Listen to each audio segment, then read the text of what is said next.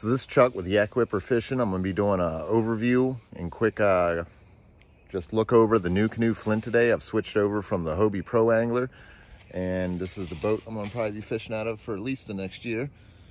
And I figured I'd do a quick walkthrough, show you what comes with it standard, and show you what I've already got to put on her and get it started. So before I start putting it together, I'll go over what's already included just on the haul.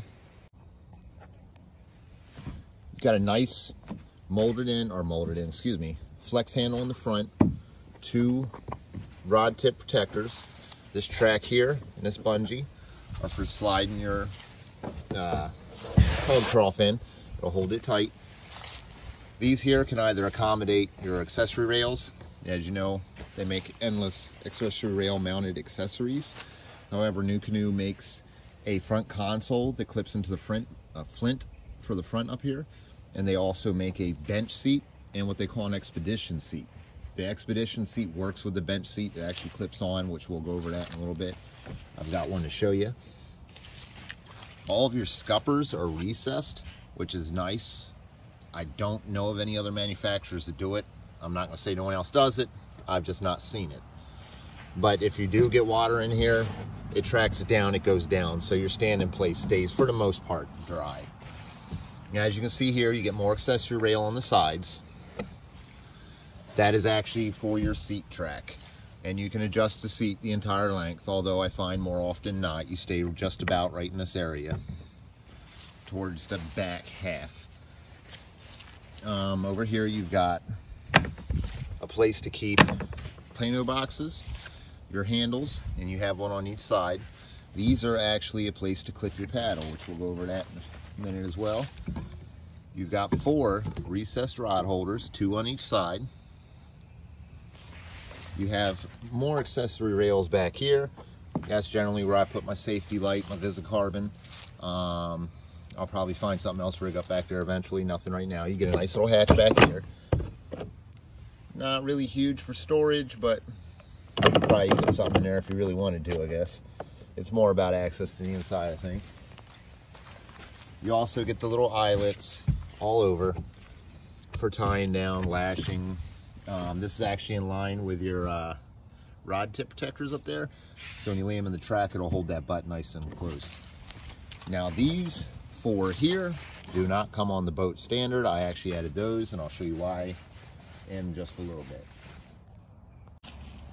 Now this is the Nucanoe seat, the Fusion seat. They have a few different ones. I think pretty much all the hauls are going to this now that they make the Fusion, whether you get the 360 Fusion or just the standard.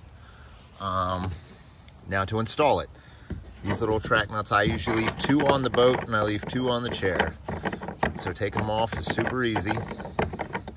And I'll explain why I do it the way I do it in a minute. But it takes just a second to take off.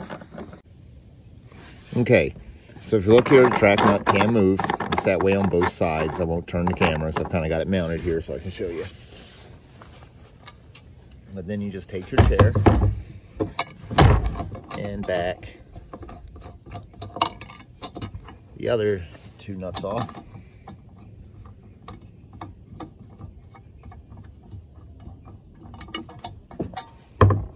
I just kind of set them in the haul. I'll take this track nut, get started, both sides, and then put my seat in. I'll get it lined up in the front first. Slide it forward just a little bit. Find those back track bolts. And then just kind of get these all started.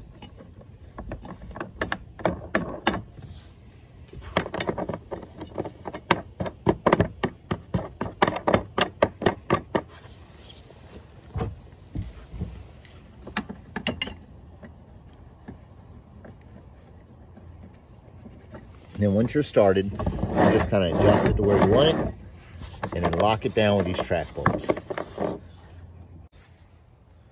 So we buy a brand new Flint.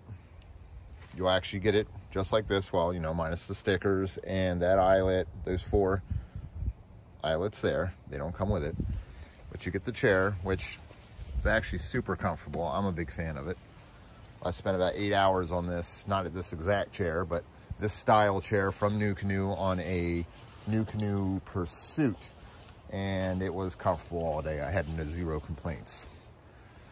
But it is super stable. It is standable. There are some that are a little better for standing if that's your thing, but this is light, affordable. For under $1,000 you get a nice frame seat, folds down nice, it's sturdy, nothing on it feels cheap, and endless accessory track.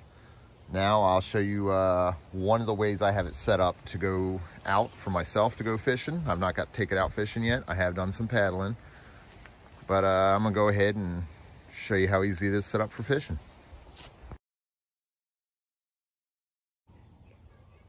So as you can see here, I have it set up for fishing.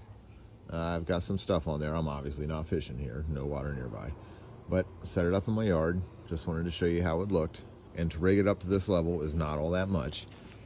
This here is demonstration. I was showing you that these handles on the side are also your paddle clips. They work super well. I put my paddle leash just on my seat because then I can just leave it on rather than have it lanyard to my wrist. I've got my phone holder here, and that's super handy. I've got my fish finder mounted to the Nucanoe console, the Flint console. Super awesome. It goes on with just these 4 screw-on bolts, which this one's still loose. I'll tighten that up. And I've got them right there, and then they've got these spacers here to give you some space. Never mind my messy wiring.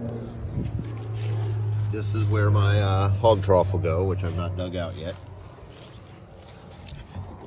You got a place on top, the bungee, whatever you want. I like to put my hard bait launch box there from Groove Fishing, I believe, makes that. You can add another one underneath, or I've actually thought about mounting some lights in here, which I may do and feature in a future video. I've got my battery, my Nucanoe, just strapped around the arm there. I found that quite handy, keep me from having to buy a cell block right away, although that is on the list. And it comes already with the accessory track on it, which I found great for mounting my fish finder, my switchblade transducer arm, which I just mounted right here. And they show it mounted a couple different other ways. Think Nucanoe makes one specifically that mounts here. I haven't tried that yet. I was just trying to get this rigged up, so this is the route I went.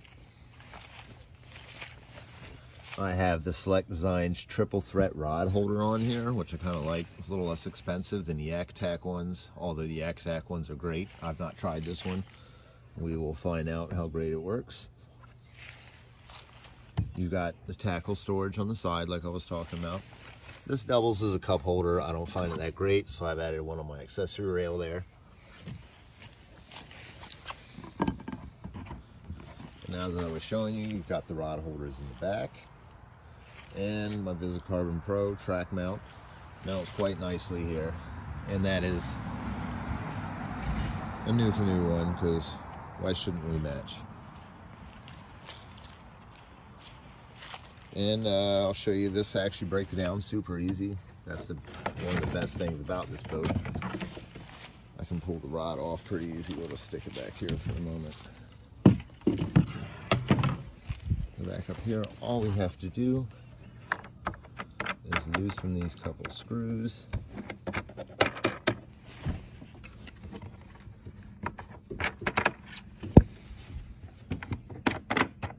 And I can pull this entire assembly completely off the boat, which makes it super nice because I can then carry my entire fish finder and everything inside the house, to include the battery, and not worry about it. This is the final thing I wanted to show you on the video here. This is the junior bench seat with the Expedition seat upgrade added to it. I added this so that I could take my 4-year-old out on the water with me. I thought he'd enjoy the ride. He's getting more and more into this kind of stuff, always talking about boats and whatnot. So it's not all that expensive an upgrade, and it makes this only 11'3" boat capable of carrying out a passenger safely.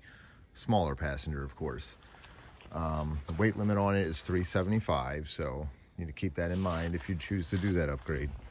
But it is a comfortable ride for two without too much of an issue, which I'll probably make a video of the two of us on the water at some point.